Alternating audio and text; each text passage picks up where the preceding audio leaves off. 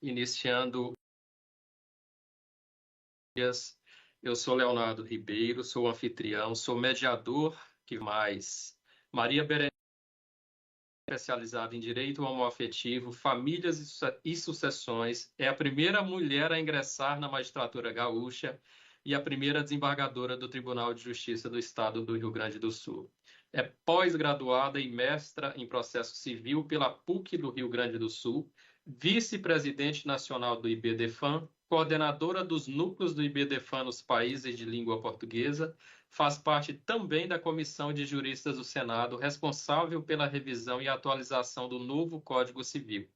Também é presidente da Comissão Nacional de Direito Homoafetivo e Gênero do IBDFAN. Berenice, foi assim que nós combinamos de chamá-la ali antes de iniciarmos o webinário. Eu gostaria de agradecer a sua presença em nome da desembargadora Célia Regina, que é a diretora da Escola Judicial, em nome do desembargador Roberto Moura, que é o presidente do Tribunal de Justiça. Eles estão muito felizes da participação da senhora aqui nesse webinário.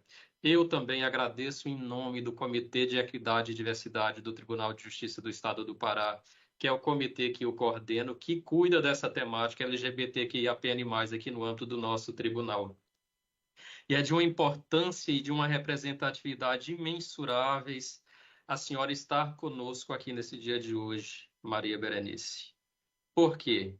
Porque a senhora é precursora em direitos humanos. A senhora é precursora no Brasil em temas relacionados a avanços de direitos envolvendo a comunidade.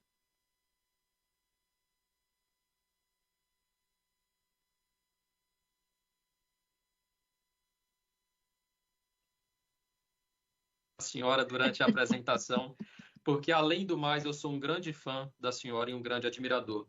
Assim como eu creio que todos os colegas que estão assistindo ao webinário com a senhora também o são. A senhora seja muito bem-vinda. A senhora fique à vontade a partir de agora para tratar do tema que a senhora se dispôs a tratar.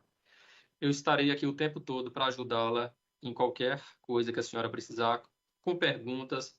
Nós estaremos com a possibilidade de envio de perguntas aqui pelo chat do YouTube. Os colegas também do Tribunal de Justiça que, porventura, estejam assistindo ao webinário, podem fazer as perguntas pelo WhatsApp, que eu encaminho, faço essas perguntas à senhora durante o desenvolvimento do trabalho. Tá certo? Seja muito bem-vinda novamente, fique à vontade. Gente, eu primeiro quero dizer que eu amo essa terra daí. Já fui várias vezes e tenho um carinho muito especial porque esta é a terra de Zeno Veloso, um dos expoentes, um dos juristas, sabe, mais festejados deste país, sabe? O integrante do IBDFAN, desde que o IBDFAN começou há 27 anos atrás, então nós tivemos uma aproximação muito grande. Eu sempre me emociono quando eu penso em Pará, falo, e eu não tenho nem como recusar um convite tão gentil desse que eu recebi. E eu estava preparando o que eu ia conversar com vocês hoje, eu acho que para nós, né? Eu, quando falo nós, eu estou falando nós responsáveis pela justiça. Ah, quem faz a justiça nesse país? Vamos começar pelos advogados, que levam as suas questões para o judiciário. E as questões que lhes são trazidas nos seus escritórios, e que nem sempre tem um referencial na lei. Porque, em primeiro lugar, a lei não prevê tudo. E a lei, quando ela nasce, ela já nasce velha, porque ela vem para chancelar algo que está consolidado. E o que está consolidado, em determinado momento, no momento seguinte, as coisas mudam, principalmente quando se fala em direitos humanos, principalmente quando se está na área do direito das famílias, direito de crianças, enfim. E nós temos, vamos reconhecer, uma perversa, para usar um termo muito leve, né? A omissão do nosso legislador, que, por absoluto medo de comprometer a sua reeleição não abraça nenhum projeto que diga com situações, pessoas mais vulneráveis, e que são alvo de algum tipo de preconceito, de rechaço social. Pura preocupação é só dessa ordem. Não adianta dizer por causa da religião, porque é por causa da Sagrada Família, porque não sei o quê. Não, não. Então, assim, nós lidamos com esta omissão do nosso legislador. E aí, o que sobra? Lacunas, né? E quem é que cabe colmatar essas lacunas? Óbvio que nós não podemos só peticionar na justiça quando encontramos uma resposta na lei. Os juízes também não podem só julgar alguma coisa com base no que está na lei. Eu levei muitos anos repetindo uma frase tão elementar, mas foi preciso muito tempo, acho, para as pessoas se darem conta que a falta de lei não significa ausência de direito. E aí é que entra essa nossa imensa responsabilidade de construir uma, que eu chamo justiça mais rente à realidade da vida, algo que o cidadão e a cidadã espera a resposta do Poder Judiciário. E eu acho que daí cabe o refrão, eu não sei se vocês conhecem, do hino rio-grandense, que nós somos muito orgulhosos do nosso hino, uma frase um pouco pretensiosa, né? Mas eu acho que coroa isto, né? Que sirvam nossas façanhas de modelo a toda a terra.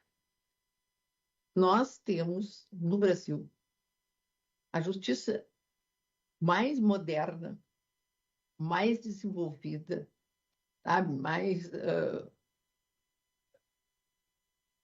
reconhecendo essas diversidades do mundo inteiro. Eu já fui convidada para ir a vários países altamente desenvolvidos. Sabe? Eu já fui convidada para ir para o Japão, para falar sobre direito homoafetivo.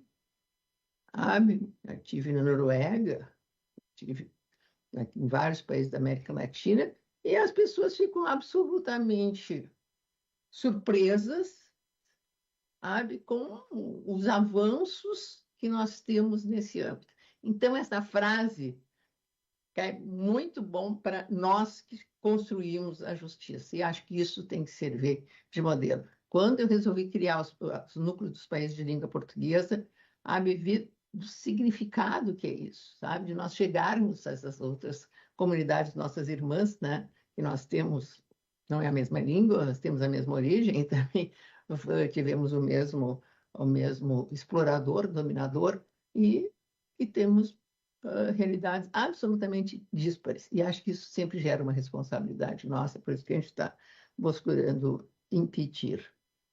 Porque se a gente se dá conta, assim, o Estado sempre teve muito influenciado pela Igreja, que também é conservadora. Tá?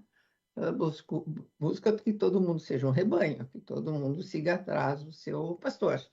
E todos eles andam do mesmo jeito.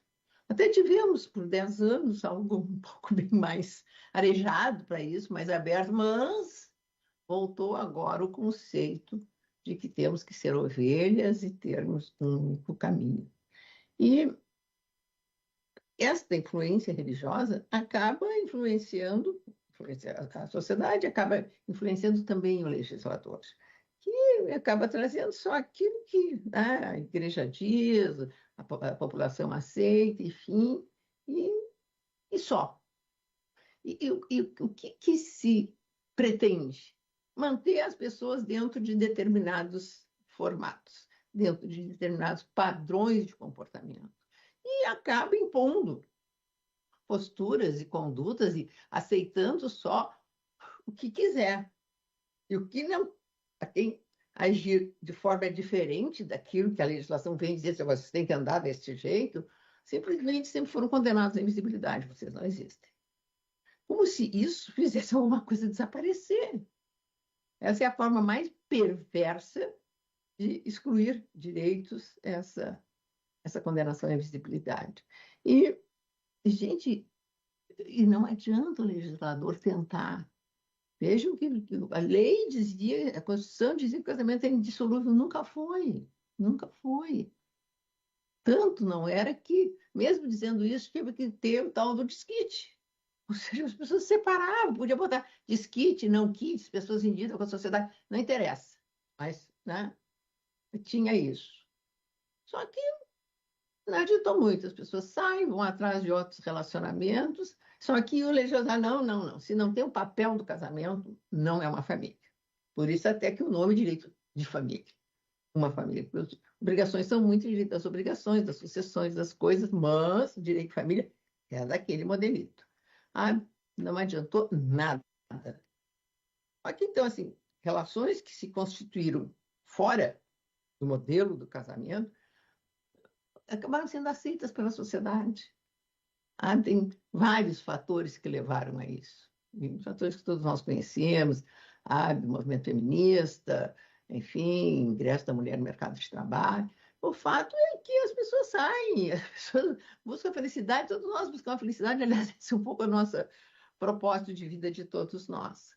E não houve outro jeito, a não ser mesmo que a lei dissesse não, a justiça que convive mal com a injustiça, começa a dizer, não, pois é, não é. Não, família não é. Não é. O que é? Não pode dizer que é família, não, família é aquela coisa sacrossanta. Então, é uma sociedade de fato. Não, então vamos dividir patrimônio. E tal, não passava disso. Mas a jurisprudência, ela foi aumentando, diferenciando concubinato, de convivência e tal, isso e aquilo, até que as coisas se cristalizaram de tal maneira que nem teve outro jeito, a não ser a Constituição da República, sabe? Abrir o conceito de família. Trouxe a expressão entidade familiar e disse, olha, aqui dentro cabe outras estruturas de convívio. Protege, dá especial proteção à entidade familiar, tanto o casamento quanto o que chamou de união estável, que antes se chamava concubinato, essa palavra feia e discriminatória, e até falou nas famílias solo, ainda que não nominasse, então se chama família monoparental, que eu acho um termo péssimo, e que o Código Civil não regulamentou. O Código Civil veio depois da Constituição e não regulamentou. Trouxe a união estável em remendos do projeto do Código, que era de 1995, mesmo antes da lei do divórcio, e tudo que é remendado não fica ok. E as coisas, sabe, começaram a buscar. A partir desse momento, eu comecei a dizer, não, então nós não podemos mais falar em direito de família, mas temos que falar em direito das famílias, porque agora a família é um conceito plural, existem outras estruturas de família. E acabam batendo na porta do judiciário. Eu fui juíza de vara de família e, durante muitos anos, eu presidi uma Câmara especializada no Tribunal de Justiça do Rio Grande do Sul, especializada em direito de família, direito das sucessões, criança e adolescente. E como eu fui a primeira mulher a entrar na magistratura, eu vi que, assim, a discriminação contra as mulheres não era só para eu entrar, as mulheres entraram na magistratura, mas a lei discriminava as mulheres, tinha com culpa, perder alimentos, perdia nome, enfim. Mas também nos julgamentos, sabe? Sempre acabavam punindo as mulheres, enfim. E eu acabei, sabe, me envolvendo com isso, está mal, está mal, está mal. E comecei a falar sobre isso, escrever sobre isso, dar aula sobre isso, enfim. E um dia me convidaram para fazer uma palestra. Eu disse, o que eu vou falar, né? Era sobre União Estável. 4, 5, 6 palestras da União Estável. Sabe? Chega uma hora que era a última palestra, parece um encerramento. Meu Deus do céu, né? Nem sei o que os outros falaram, eu não vou estar lá. Eu vou falar sobre as uniões de pessoas do mesmo sexo. E lá me fui eu para Guarulhos para falar na universidade de lá. Veio, acho que todo São Paulo para dentro, né? Eu comecei a questionar, dizendo, não, mas que família, né? Agora está fundada no vínculo de natureza afetiva, porque a união estável se constitui pela convivência, e a convivência nada mais é do que a aproximação com base na afetividade. Então, família é um vínculo de afetividade, que é um casamento, que é não formalizado, mas é uma entidade familiar que merece especial proteção de dados. E esses vínculos de pessoas do mesmo sexo também têm a mesma origem. Também elas nascem disso. Só que a palavra homossexual, sabe, sempre remete a sexo. Quem ouve essa palavra, se ela é meio repugnante, não sei muito porquê, mas não, mas essas relações não são da ordem da sexualidade. Como as uniões heterossexuais também não são da ordem da sexualidade, são muito mais da ordem da afetividade. Aí que eu acabei criando esse neologismo, né, direito homoafetivo, que caiu nas graças das pessoas, dos tribunais, enfim. E eu comecei a dizer, não, essas uniões precisam ser reconhecidas, tem que virem para dentro das câmaras de família. Eu fui fazer uma pesquisa antes dessa palestra, aí fui ver que tinha 3 ou 4 ações que tramitavam nas varas cíveis como sociedade de fato, ou seja, impuseram para a mesma trajetória que tinha sido imposta para os casais, as uniões extramatrimoniais. E eu disse, não, isso tem que vir para cá, sabe? A competência tem que ser julgado o juiz da família, porque a situação é igual, e esse aqui. E isso foi no ano de 2000, que eu comecei a falar sobre isso, acabei escrevendo um livro, e eu, quando começo a falar em berço numa coisa, não paro nunca mais. Agora, o meu tema da vez é o protocolo de julgamento pela perspectiva de gênero. Gente, eu agora só falo disso. Tá? Eu aceitei esse tema antes de eu me apaixonar pelo protocolo. Senão eu ia estar falando do protocolo, porque ninguém mais. A maior revolução que o CNJ fez foi a implantação do protocolo, que só vai funcionar se nós ensinarmos os juízes a usarem o protocolo, que eles não conhecem, que eles não usam, e os advogados não estão cutucando. Como sempre, acabamos, nós, advogados, tendo que ensinar as coisas para os juízes, trazer as coisas para eles. E eu comecei, e aí, no ano de 1999, começo de 2000, quando comecei já a falar, estava saindo meu livro, consegui deslocar a competência para as varas de família, para as câmaras de família do tribunal. E os processos também, na primeira instância, rolaram e tal. Vejam, isto foi no ano de 99, 2000, sabe? Que também as ações eram extintas por impossibilidade jurídica do pedido. Eu disse, não, o pedido não é juridicamente possível e tal. Sabe, tal é dificuldade, enfim, saiu em 2000. Aí eu comecei a dizer, não, é uma união estável, por analogia. E veio o famoso artigo do Paulo Lobo falando que o rol constitucional não são números clausos. E isso, imagina, já foi no ano de 2001, e o Supremo Tribunal Federal veio a reconhecer isso no ano de 2011. Então, teve todo um iter, tá, a divulgar que vinha sendo julgado. Eu acabei criando um site, trazendo tudo o que no Brasil se julgava a favor, assim, mas esse teu site, ele não tem valor, porque ele só traz decisões favoráveis. Eu disse, sim. Mas tinha que trazer os desfavoráveis. As desfavoráveis, vocês procuram, vão encontrar muito mais desfavorável do que favorável. Até hoje tem meu site de direito homoafetivo.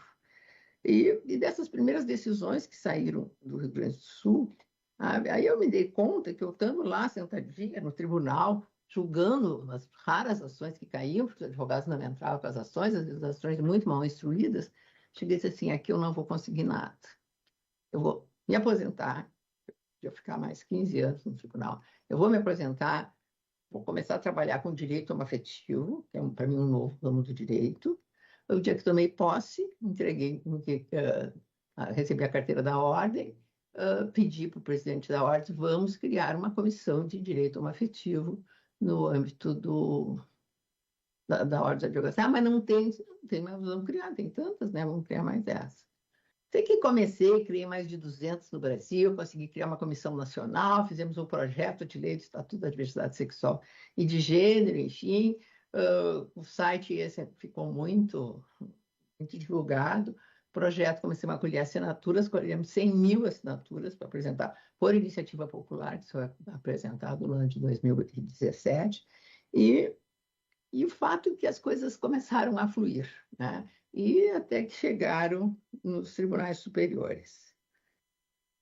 Eu até trouxe aqui rapidamente quais foram os avanços. Então, em 2005, mesmo antes do reconhecimento formal da união estável, se falava em analogia, enfim, foi definida a pensão por morte pelo STJ, porque era ou reconhecer o direito de pensão por morte, o outro não recebia nada, e a outra decisão de inclusão no plano de saúde, no ano de 2000, no mesmo ano.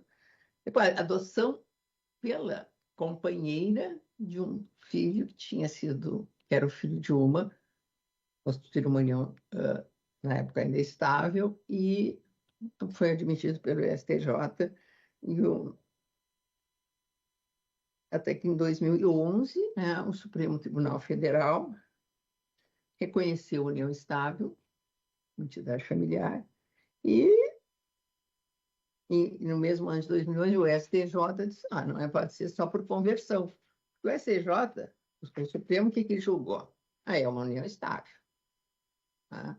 Fizeram uma interpretação conforme da Constituição, onde fala lá, né, um conceito aberto, enfim, e tal. Aí estavam lá os jornalistas, foi uma confusão, foi 2 dias de julgamento.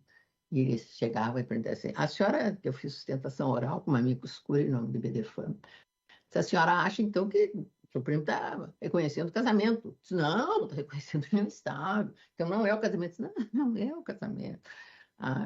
E no que terminou o julgamento, ela volta, os jornalistas, o que a senhora acha disso? Maravilhoso, acabou de ser aprovado o casamento entre pessoas. Como assim? Olha, se foi reconhecido união estável, e se a Constituição diz que a lei deve facilitar a conversão de união estável em casamento, olha, eu amanhã pretendo entrar com um pedido de conversão de união estável em casamento. Né? Até que o próprio STJ, daí no mesmo ano, disse, olha, não precisa ser por conversão, dá para casar direto. Mas mesmo assim, houve aquela resistência que levou o Conselho Nacional de Justiça a baixar uma resolução proibindo que se negasse acesso ao casamento. Bom, aí o Ministério Público começou a recorrer das decisões, tá? Até que o Conselho do Ministério Público baixou um provimento dizendo os promotores e procuradores não podem se opor ao casamento. Vocês veem assim, a dificuldade que as pessoas têm até diante de decisões que foram admitidas e se chanceladas. E acho que o Supremo, sabe, que tem essas decisões que tem que ter feito, sabe, ela foi a grande, sabe, quem marcou todos esses avanços que vamos reconhecer. Elas só chegaram no Supremo e só foram acolhidas no Supremo Tribunal, sabe, porque vinha o Brasil inteiro. E eu, quando comecei a fazer esse site, quando eu cheguei a 100 decisões favoráveis, eu pulava de alegria, já tem 100 no Brasil, olha que maravilha. E assim, o dia que chegar a 1000, eu vou lá no Supremo Tribunal Federal dizer isso. Não é que eu acho que uma semana antes, eu cheguei a tal das 1000 decisões, e depois falei na sustentação oral, disse, olha, se nesse tal, né, já tem 1000 decisões, eu tenho como provar. Né? Aí eles já conheciam o site e tal. Aí depois me disse assim, bom, Benício, vem aqui dizer que tem 1000, mas não podiam não dizer, disse assim, ainda bem. Mas o fato é assim, o Supremo vem de uma maneira muito significativa, com muita coragem, com muita determinação, basicamente comatando essas omissões do legislador. Né? Teve essa, que foi muito emblemática. O Brasil foi o primeiro país do mundo que admitiu o casamento por decisão judicial, e não por força de lei. Tá? Então, acho que isso tem um enorme significado. E outra decisão importante, também depois admitiu a adoção, enfim, foi com relação à alteração de gênero no âmbito administrativo, porque a população trans, para conseguir a mudança de nome, precisava entrar com uma ação na justiça. Então, quando eu ainda estava no tribunal, não, mas ele tem que fazer a cirurgia. Gente, a justiça não pode mandar ninguém fazer uma cirurgia, gente. O que é isso? O que vocês acham que a gente é? Vai te operar. Não são umas separações de risco que elas podem não querer. E assim, o que nos interessa? O que a pessoa tem no meio das pernas, gente? Como é que ela se apresenta? Como é que ela se sente? Nós não temos legitimidade para fazer isso, não. Então, não é. Parece assim, às vezes vocês estão olhando assim, aquela baita mulher que está ali, que todo mundo olhou quando vocês chegaram. Ela chegou, todo mundo ficou olhando para ela, que ela é linda, Agora você diz, não, aquilo ali é um homem. Por quê? Porque não fez cirurgia, sabe? Então, passei sempre brigando com meus colegas. Até que veio, né? Em 2018, né? O Supremo, sabe? Baixou o tema 761, admitindo extrajudicialmente, né, esta possibilidade. E agora, mais recentemente, veio a admitir, esse é bem deste ano, que simplesmente, porque assim, então, as pessoas podiam, não podiam se registrar a não ser com cirurgia ou com decisão judicial. E tinha também a questão dos intersexuais, que cargas d'água, uma resolução do Conselho Federal de Medicina autoriza os médicos, ou recomenda que os médicos façam uma cirurgia para adequação da genitália. Vocês dizem, não sei por quê. O que criança vai fazer com a genitália? Só fazer xixi, se não tem risco de vida, deixa assim. Um dia ela vai querer saber o que ela vai ser e tal, né? E sabe, tentei bloquear um pouco, tentar a revogação dessa resolução, ainda não conseguiu, mas houve uma grande redução, uma grande campanhas assim. Tem um número muito alto de suicídios, né, de trans, de intersexos, que a escolha sempre é pelo sexo feminino, né, que é mais fácil de fazer uma cirurgia, a criação de uma vagina do que de um órgão sexual masculino, e às vezes as pessoas não se identificam como tal. E assim, ó, aí diante disso, né, houve essa possibilidade de as crianças serem registradas, e esse foi um grande avanço também, como sexo não identificado. Bom, mas e aquelas pessoas que tinham sido registradas ou não tinham sido registradas? E o que ficou agora aceitado, agora acho que faz um mês, nem isso, né, que as pessoas podem simplesmente pedir a alteração do seu registro de nascimento para constar não binário. Esse é o passo à frente dessa possibilidade das pessoas escolherem. As pessoas podem escolher na hora que vão alterar o registro. Agora, aquelas que já estavam registradas como de um e de outro, bom, fui registrado de um e de outro, não existia essa opção. Então, agora, acho que foi o último avanço, a última decisão mais significativa que teve. Outra que eu acho assim muito foi a criminalização da homofobia. Essa foi o que deu assim mais trabalho, porque não, homofobia é crime, crime só com lei, não tem lei, esse aqui. E o Supremo foi bem emblemático, e depois assim, ó, as ações são mandados de injunção. Mandado de injunção é quando existe um legislador não fez o que devia ter feito, não fez o tema de casa.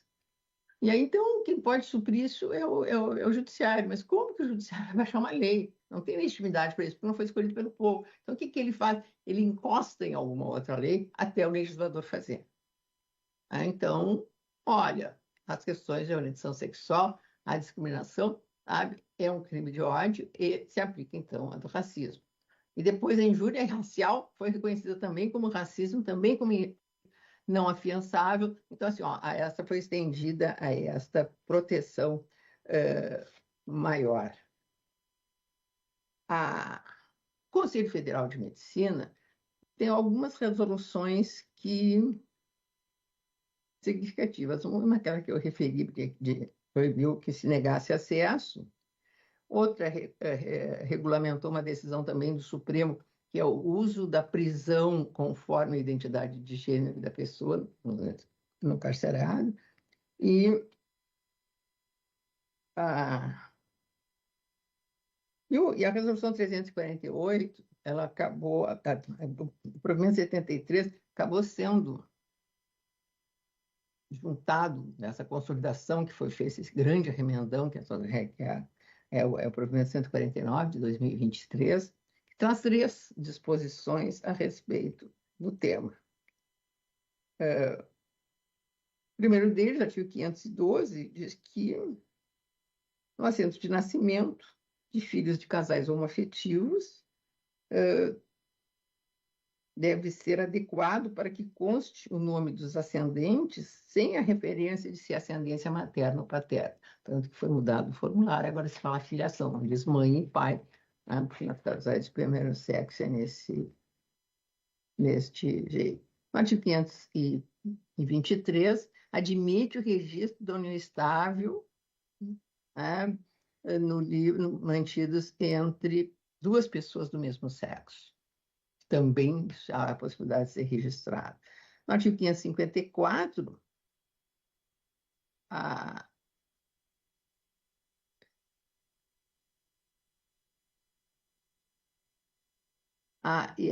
essa recusa da habilitação deve ser comunicada sempre ao CNJ, essa impossibilidade, essa negativa, porque isso gera uma certa punição.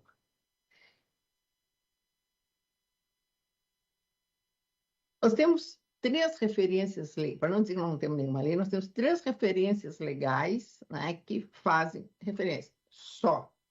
Até hoje nada progrediu. Primeiro projeto de lei de 1995, da então a deputada Marta Suplicy, que queria união registrada e tal.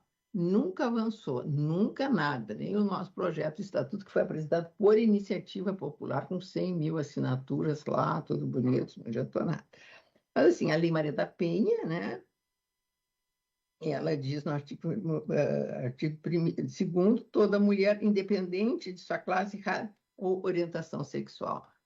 Entra pela primeira vez essa palavra no sistema legal brasileiro. E no artigo 5º, também diz, para efeitos dessa lei, configura a violência doméstica praticada contra a mulher, independentemente da sua orientação, causa de morte, lesão, sofrimento físico, sexual, psicológico, dano moral contra a mulher. As relações pessoais enunciadas nesse artigo independem da orientação sexual. Então, a Lei Maria da Penha traz duas referências. O Estatuto da Juventude, que é a Lei 12.852, de 2013, diz no seu artigo 18, a ação do poder público na efetivação dos direitos dos jovens, a diversidade e a igualdade contemplam da ação as seguintes medidas: inclusão de temas de orientação sexual e de gênero, de violência doméstica, né? Na formação, olha que interessante, acho que ninguém leu isso, na formação de educação, de saúde, de segurança pública e dos operadores do direito, ou seja, todo mundo, por força de lei, é obrigado a introduzir este tema. E o Estatuto da Pessoa com Deficiência, da mesma forma, no artigo 18, inciso 4, diz respeito às especificidades da identidade de gênero e orientação sexual da pessoa com deficiência. Nada mais. Isso é o que nós temos. Temos regras do Conselho Federal de Medicina, né? A primeira delas, que é a que eu falei para vocês, que é dos intersexuais, a 1664, de 2003, e a resolução atual, 2.320, que trata das formas de reprodução assistida, a anterior, do ano anterior, dizia expressamente: é permitido o uso das técnicas de reprodução assistida para heterossexuais, homoafetivo e transgênero. Então, era explícita. A mais moderna, né? Todas as pessoas capazes que tenham solicitado o procedimento, então, são todas as pessoas. E no número 2, é permitida a gestação compartilhada em união homoafetiva feminina. Agora, sim, união nessa gestação compartilhada é que quando o material genético de uma é fecundado no laboratório e implantado no outro. Então, a lei diz que é todas as pessoas, então também os homossexuais também. Assim, houve, no fundo, sabe, uma... Eu confesso que eu não gostei dessa alteração, passar para todas as pessoas, sabe, deixar de ficar especificado o que era isso, causou um certo desconforto. E outra situação que deixou muito complicada é a questão nessa questão que fala com a prática da inseminação, a autoinseminação, também chamada inseminação caseira. O que é? As clínicas de reprodução são caríssimas, né? Isso é um tratamento extremamente doloroso, extremamente demorado, porque às vezes muitas tentativas. Eu acho que o Conselho Federal nem tem legitimidade para isso, porque o que é o Conselho? São normas éticas na relação paciente-médico. Isso. Não são normas legais. Mas aí ele transborda e diz: o doador do material tem que ser anônimo. Não sei por que, né? Outra vez, não pode ser remunerado. Quando até o Rodrigo da Cunha Pereira, que é o presidente do BD foi, eu cheguei assim: se fosse os homens que gestassem, isso já era uma profissão regulamentada, né, e bem remunerada. Então, são coisas de um pouco de não senso. Então, muitas vezes as pessoas não têm dinheiro para pagar, querem que os filhos conheçam quem foi que doou o material genético, querem muitas vezes que os filhos convivam com essas pessoas, e muitas vezes querem que o registro seja feito com todos eles, né? Então, o casal homoafetivo feminino, que é o que mais usa essas técnicas, quer que a criança vai ter um pai e vai ter duas mães.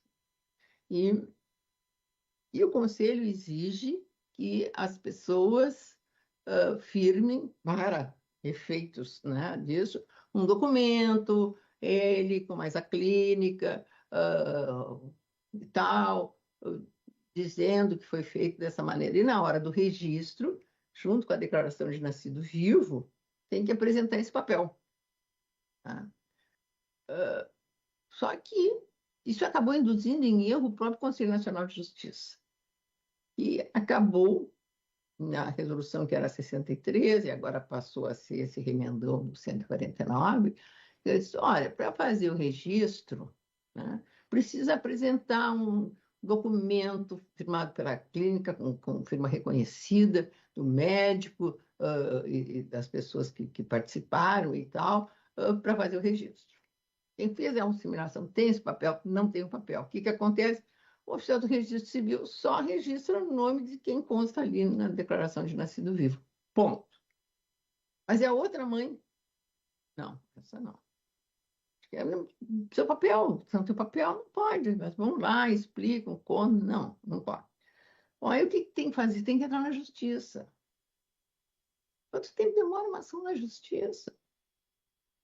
Enquanto essa criança está com o seu direito à identidade, está pela metade. Direito, dados mais significativos do seu direito de personalidade. E, então, a pessoa que também é mãe, ou também é pai, não tem direito à licença natalidade. Né? Não vai ganhar o auxílio, a remuneração também a que tem direito. A criança vai ficar sem o plano de saúde deste um dos seus genitores, ou genitora. E se este que é o fundo, né, o pai ou a mãe, vier a falecer, a criança não vai ganhar herança, porque não é o pai, é a mãe.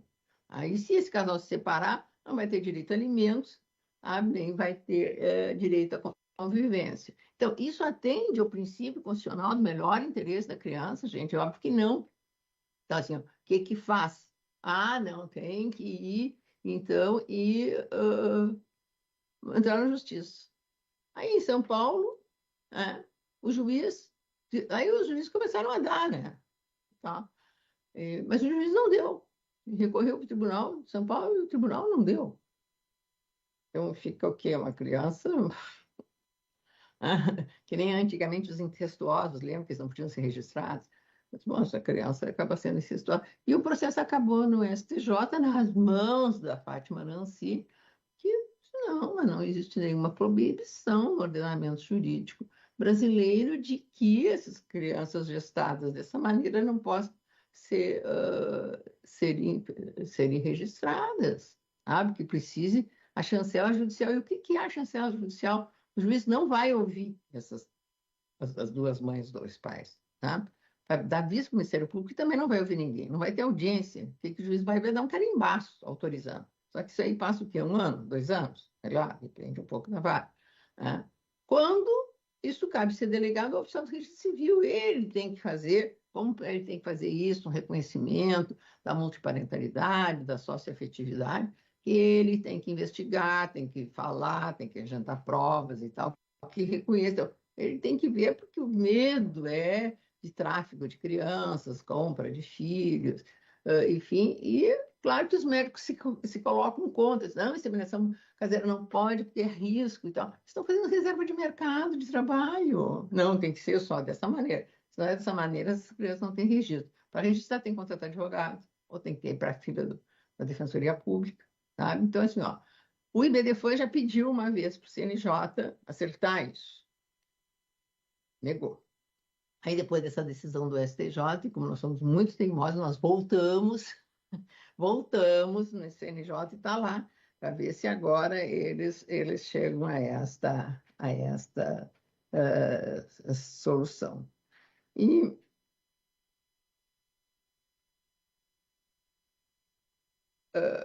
acho que o que nós temos é isso. Eu confesso que eu acho para vocês que é muita coisa. Eu até acabei falando rápido, eu queria fazer esse passeio, pedir uma evolução, sabe, do direito, levando de rebote isso, mas eu acho que nós temos, assim, muito, sabe, que nos regozijarmos com nós mesmos, né? Porque fomos nós que fizemos isso. E acho que a gente tem que continuar fazendo, com toda a resistência que ainda existe, e que eu não sei por que está aumentando, está vendo todo um conservadorismo, um machismo estrutural, misoginia crescendo, não sei, né? Olha os números de violência, só cresce. Mas, assim, ó, o fato é que nós estamos aqui. E acho que isso é o que me leva a me encantar, né, com essa matéria e achar que todos nós temos que ter esse compromisso, de fazer a justiça justa, né? A justiça que atenda ao desejo das pessoas. Era o que eu queria deixar aqui colocado. Muito obrigada. Perfeito, Berenice. Maravilhoso passeio que fizemos junto aí com a senhora. Nós temos algumas perguntas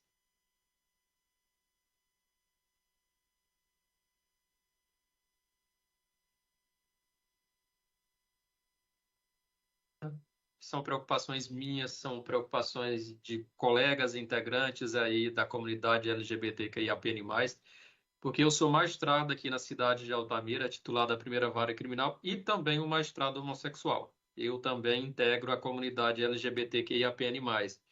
E são inúmeras as preocupações e as perguntas que chegaram para nós, Berenice. A primeira delas é já pegando o primeiro ponto que a senhora trouxe lá no início da sua exposição. A senhora disse que tem um descompasso entre o tempo de resposta do direito, seja por meio legislativo, seja por meio do judiciário, e o tempo em que os avanços sociais e tecnológicos são verificados.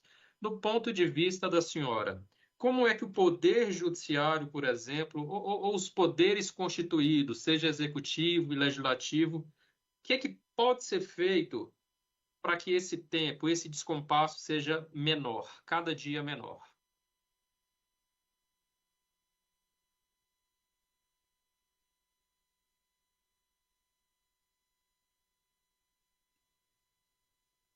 Que a nossa população tem. Eu confesso que eu não consigo entender por que as pessoas se preocupam tanto, sabe, com a maneira como o outro vive, com quem que a pessoa dorme, sabe, o que que a pessoa tem no meio das pernas ou não tem. Eu não posso entender e por que que isso eventualmente vai desqualificar alguém, sabe? Sabe? E isso não pode ser o ponto de referência. Onde acontece, a maneira que tem de agredir alguém, vocês se dão conta, é chamar um homem de gay. A maneira que se tem de desqualificar uma mulher não é chamar ela de lésbica, né? É atribuir a ela um comportamento sexual diverso da expectativa social com relação a ela. E aí vem toda aquela... Sabe? E do homem é a mesma coisa. Então, a expectativa da sociedade é a sua virilidade, que é altamente, né, prestigiada e valorada, e alvo de inveja. Então, para os homens, eu sempre digo assim, às vezes o importante nem é atrair a mulher, é contar para os amigos que tem arranjar uma amante, enfim. Então, assim, ó, o que nós precisamos é lutar. Isso aí tem que vir com a educação. Ele diz assim, não há a mínima preocupação, sabe, de se qualificar os professores para eles poderem dar uma melhor instrução. Particulares não querem que se fale desses assuntos, os alunos também não entendo muito por quê. Eu até fui convidada para ir à escola inglesa que tem aqui, americana, e para falar do Dia Internacional da Mulher, mas óbvio que eu tinha que botar né, não tinha como, né?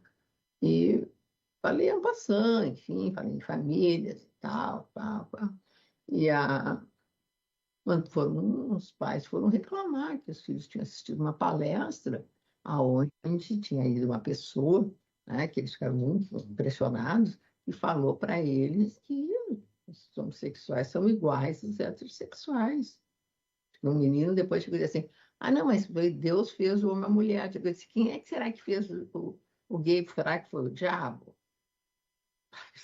Entende? Assim, ó, isso é uma coisa absurda.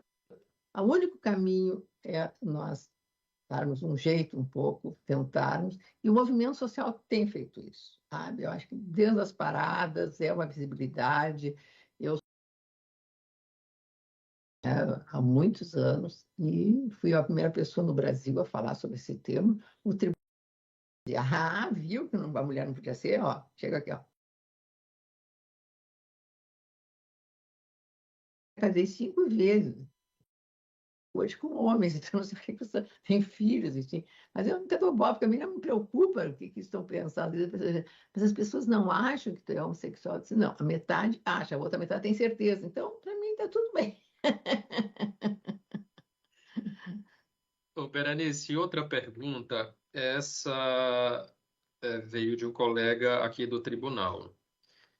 Nós sabemos que a presidência dos demais poderes é a porta onde chegam os pedidos que refletem os anseios sociais e acaba se tornando uma responsabilidade do Poder Judiciário concretamente iniciando pelo primeiro grau esses direitos, até mesmo porque o parágrafo 1º do artigo 5º da Constituição Federal prevê que as normas de direitos e garantias fundamentais têm aplicação imediata em alguns pontos da Constituição Federal. Normas de eficácia contida, limitada, enfim. Aí a pergunta é: o Poder Judiciário, quando deságua no Supremo Tribunal Federal, reconhece uma série de direitos à comunidade LGBTQIAPN+, aí vem o que nós denominamos hoje de efeito backlash ou reversão jurisprudencial. Essa é uma preocupação que a comunidade LGBTQIAPN no Brasil tem. Essa possibilidade de o Congresso Nacional, de o Poder Legislativo, legislar contrariamente aos direitos que já foram aí garantidos, assegurados pelo Poder Judiciário. Aí a pergunta é: o princípio que rege direitos humanos e direitos fundamentais, que é o princípio da vedação do retrocesso, não seria um impeditivo desse efeito backlash, dessa reversão jurisprudencial, professora? Com certeza, né? Eu só acho assim, ó, se vier legislações contrárias, isso, o Supremo vai reconhecer a sua inconstitucionalidade, né? Que é pela proibição de retrocesso social. Depois, assim, ó, é bem como tu colocasse, Leonardo, diante desses vácuos, o juiz não pode não julgar, né? Aliás, a lei de 1942, lei de introdução às normas de direito brasileiro, na falta de lei, o juiz tem que julgar. Até diz quais são as ferramentas, analogia, princípios gerais de direito, que nada mais são do que os princípios constitucionais, e os costumes. O que são os costumes? É que umas coisas são aqui agora, não é como foram um dia. E agora essas coisas são assim. E aí depois não adianta vir falar em ativismo judicial. Que o judiciário está invadindo. Não, o judiciário está fazendo o que o legislador não faz. Ele deveria fazer, né? Então, assim, ó, até com essa reforma do Código Civil, que eu participei dessa comissão de juristas, aí eu briguei, né? Aí eu saí, aí eles não queriam que eu saísse. Então, eu nem sei se eu estou dentro ou estou fora, né? Aliás, quando me convidaram, eu disse, não, tem que ser eu, não, tem que ser o Rodrigo, que é o presidente do BDFUT. Não, Benício, tu é bom, porque tu é boa, tu é isso, porque assim, tu vai lá e tu peita qualquer pessoa. Eu disse, bom, isso é verdade. Bom, aí quando eu cheguei lá, comecei a brigar com todo mundo, disse, Benício, não foi para isso que vocês me botaram aqui dentro. acabei. E assim, ó, aí foi a grande controvérsia. Em primeiro lugar, essa comissão de juristas, que eu nem gosto desse termo, eu ao menos não sou, e chegou à conclusão que ela é mais conservadora que o legislador. Então, por exemplo, o nome do título, Direito das Famílias, não passou. Porque disseram que direito de família é mais inclusivo do que das. Eu não sei em que língua, né, em que português castiço é esse, não sei, não é. Tá? E depois, assim, ó, eu queria colocar assim que o casamento, ou a união estável é entre pessoas. Padre, se tu vai instituir. Mas, bom, então, ao menos vamos botar entre duas pessoas. A gente discutiram um dia inteiro. Ah, e aí eu digo, nós não vamos abrir um capítulo para as uniões homoafetivas, sabe? Porque vai chamar mais a atenção do legislador. Pode ser que assim passe, assim. E assim foi muita coisa, né? Que deveria ter, e por isso que eu me incomodei, sabe? Ter entrado e não entrou. Mas, assim, para a gente ver a dificuldade de juntar lá 40 cabeças atuais, atuantes, não sei o quê, não sei o quê, sabe? Também com cheio de preconceitos e cheio de, sabe, tudo que a gente tentava, sugeria e tal. Depois reescreveram tudo de novo, ficou uma porcaria entre nós, não gostei da redação final, ainda eu sempre ressalto, olha, eu não escrevi aquilo, eu fiz parte de direito de família, né? Nós fizemos outra redação que depois foi trocada, sem nem nos consultarem, e a nossa algumas ideias absorveram, a maioria não. E ainda escrito de uma maneira absolutamente atravessada e cheia de atecnias. Então, foi o que eu queria sair e não sair. Então, assim, ó, é difícil a gente avançar contra os preconceitos, sabe, esse conservadorismo, que eu estou com muito medo, porque só aumenta no Brasil e no mundo inteiro, sabe? Nós estamos vivendo uma época, olha, quase uma idade média, estamos vivendo a idade das trevas, eu confesso que tenho medo. E depois, assim, ó, a gente se dá conta essas igrejas, esses evangélicos, eles já tomaram conta dos conselhos tutelares, já tomaram conta das nossas casas legislativas. E que eu soubesse me informar mais de uma pessoa, de que eles bancam seguidores inteligentes, bancam faculdade, bancam cursinho, bancam a sobrevivência, para as pessoas serem juízes, promotores, que eles querem tomar conta da justiça do país. Temos isso refletido dentro dos tribunais. A gente antes não via isso, agora é um grupo bem ostensivo com essas ideias. Então, acho que é perigoso. Berenice, nós temos mais duas perguntinhas aí para encerrar a sua participação. A primeira, a penúltima, aliás, é referente ao ativismo judicial, já pega. A senhora não acha que o ativismo judicial, ele por si só, tem contradições intrínsecas e ontológicas, tendo em vista que ativismo judicial é quando o poder judiciário age em tese fora de suas atribuições? Em tese. Mas, em contrapartida, a própria Constituição Federal e o próprio ordenamento jurídico confere ferramentas ao próprio Poder Judiciário, como mandado de injunção, ações diretas de inconstitucionalidade por omissão, que são ferramentas que estão aí à disposição do Poder Judiciário para suprir lacunas.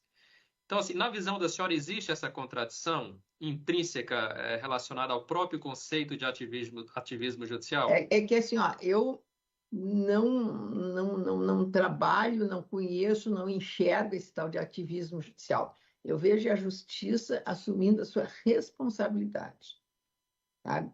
Se decidir. É bem como tu disse, a Constituição dá várias ferramentas, começa lá na lei de introdução, o juiz tem que decidir, ele não pode chegar e dizer, não, isso aqui não está na lei, então eu vou botar na gaveta, o dia que tiver uma lei eu vou julgar esse caso. Não. Então, sabe, acho que essa é uma campanha de desqualificação do Poder Judiciário que é feita. E depois, assim, ó, bom, esporadicamente tem decisões que pode ir um pouco para lá, outro para cá, mas isso é que é feito por pessoas, às vezes tem algumas distorções. Agora, falar que é justiça, não, acho isso horrível. Perfeito. A nossa última pergunta é do nosso colega aqui do tribunal, colega magistrado Agenor de Andrade, muito atuante também na causa LGBTQIAPN+, aqui no âmbito do nosso estado. A pergunta dele, Berenice, é qual sua opinião sobre a aplicação da Lei Maria da Penha aos casais homoafetivos masculinos em razão do vácuo legislativo que existe ou merece um diploma específico? Se a Lei Maria da Penha pode ser aplicada ou não a casais masculinos? Nesse levantamento que fiz foi isso, não peguei até essa decisão, que é bem recente, eu estava vindo, acho que, de novo, esta decisão veio a comatar uma omissão com relação a isso, sabe? Porque a lei ela veio combater a violência doméstica, ponto. A grande vítima da violência doméstica nós sabemos que é a mulher, questão cultural, enfim. E só que a lei expressamente, até eu fiz referência aqui, ela sempre fala na mulher, mas diz que depende da orientação sexual e da identidade de gênero. Isso já tem decisões das duas cortes superiores nesse sentido. E acho que o passo que faltava é esse, porque também, assim, nas uniões homoafetivas masculinas há essa simetria de poder. E é isso que o juiz vai ter que verificar na hora de reconhecer que a questão está sob o bojo da Lei Maria da Penha. A necessidade de aplicar, porque aí, o que ela vem, a Maria da Penha? Ela veio dar medidas protetivas. O Código de Processo Penal gostou tanto dessas medidas protetivas que acabou adotando, né? Só que assim, ó, não é feito por um juizado especializado. Nós sabemos a maneira com que as pessoas são recebidas nas delegacias de polícia. Eu tenho um amigo meu, cujo companheiro, que eles viviam juntos há muitos anos, se suicidou em casa. Ele foi registrar, né, na delegacia, ele é médico, inclusive. Ele disse assim: eu sofri muito mais da maneira como eu fui tratado pela delegacia, chegar lá e dizer que meu companheiro tinha isso, sabe, do que pela morte dele. Então, isso, nós não temos um aparato, né? Agora, tem algumas delegacias que atendem esses segmentos vulneráveis entrando nessa. Então, assim, ó, até que isso aconteça, eu acho que fica bem, porque ainda não temos juizados especializados suficientes no Brasil, também por uma questão de machista e falta de vontade política. Nós temos as delegacias que também beneficentes, mas estão indo, então não vejo por que não, aonde constatada esta assimetria na relação de poder. Perfeito. As perguntas foram encerradas. A senhora gostaria de dar uma palavra final? Essa é a terra conhecida dos odores e sabores, né? E aí a gente tem a maneira de dizer, né? Quando a gente se despede, um cheiro nas pessoas. Então, eu quero um cheiro em todos vocês. Foi uma alegria conversar com vocês. A alegria foi toda nossa, Berenice. Se sinta abraçada, se sinta acolhida. Muitíssimo obrigado por aceitar o convite para ministrar essa verdadeira aula para todos nós. As portas do Tribunal de Justiça do Estado do Pará, as portas da Escola Judicial do Estado do Pará estão abertas. Tenho certeza que foram inovações no passado, são inovações hoje, e a senhora vai continuar inovando sempre, porque eu creio que é inerente à pessoa da senhora inovar. Então, acho que a senhora, enquanto estiver viva, continue inovando, continuará transmitindo os seus conhecimentos e sempre será muito bem-vinda aqui na Escola Judicial do Tribunal de Justiça do Estado do Pará. Muito obrigado Obrigada. pela sua participação. Até a próxima. Até a próxima. Tá. Obrigado.